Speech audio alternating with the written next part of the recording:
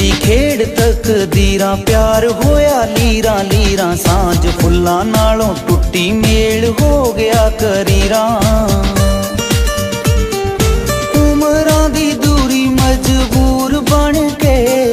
happy साडे दिल किन्नी देर सहणगे रब ने जे चाया असीं फेर मिलांगे